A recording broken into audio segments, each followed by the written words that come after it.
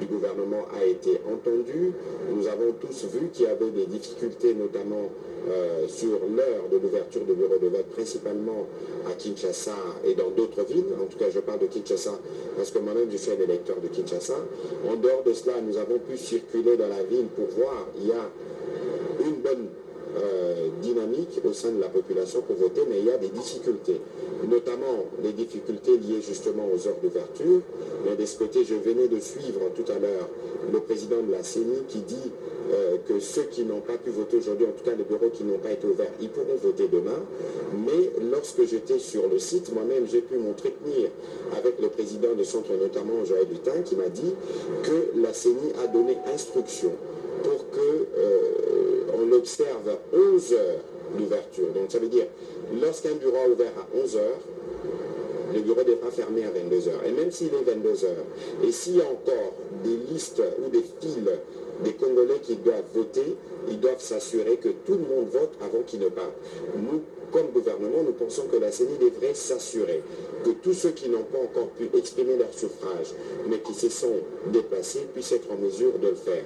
Nous avons vu aussi des incidents à travers, quelques incidents qu'on a notés à travers la République. Et bien avant de passer sur ces plateaux, j'ai discuté avec le ministre de l'Intérieur qui m'a garanti que toutes les dispositions ont été prises, mais il y a un fait qu'il faut observer. Par exemple, dans la province du Nord Kivu, les élections se sont déroulées globalement dans le calme, pas d'incident majeur. Dans la province du Congo central. Et ici, Madame Sandwanyangi, c'est vraiment le moment d'attirer l'attention de tous les Congolais, que les canaux officiels de communication sont connus. Évidemment, il y a la CENI, il y a aussi le gouvernement.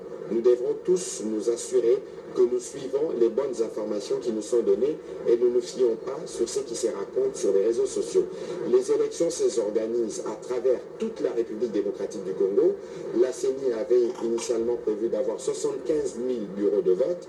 Si vous avez vu qu'il y a eu des difficultés dans l'un ou l'autre bureau, n'allez pas dans des conclusions pour dire que voilà, tous les processus ont été perturbés. Il est important pour nous d'attendre que la CENI, à travers ces canaux de communication, puisse communiquer de manière générale sur l'impact justement des difficultés ou des incidents qui ont été relevés, mais aussi sur la participation. Ici, ce qu'il faut noter, et c'est ça qui fait la satisfaction principalement du gouvernement, c'est de voir que les Congolais ont répondu à ces rendez-vous et beaucoup ont été impatients justement parce qu'ils voulaient en découdre, devrais-je dire, ils voulaient exprimer leur suffrage. Nous espérons que la CENI diligemment va travailler pour que cela soit effectif. Monsieur le ministre, parce que nous sommes toujours habitués à un jour de vote. Écoutez, évidemment, il y avait des contraintes techniques. Nous tous nous connaissons dans quel contexte la CENI organise des élections. Nous connaissons aussi la complexité de la situation de notre pays, notamment au plan logistique.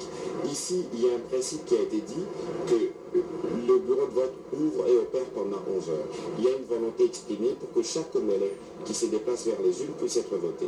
La CENI dispose sûrement des statistiques sur l'heure d'ouverture de certains bureaux de vote et sur les niveaux de déploiement du matériel dans certains coins. Si cela n'a pas été fait, ça reste dans la droite logique parce que vous avez déjà vu des gens voter par exemple nuitamment parce que les espérons que la CENI justement va s'assurer et les gouvernements s'organisent pour que la police puisse se mobiliser, notamment pour ceux qui pourront voter la nuit, pour que les conditions de sécurité puissent être garanties et que tout puisse se dérouler dans la sérénité locale. Merci beaucoup, Monsieur le ministre, d'avoir intervenu à ce journal pour donner plus de précisions aux téléspectateurs de la RTNC. C'est moi qui vous remercie.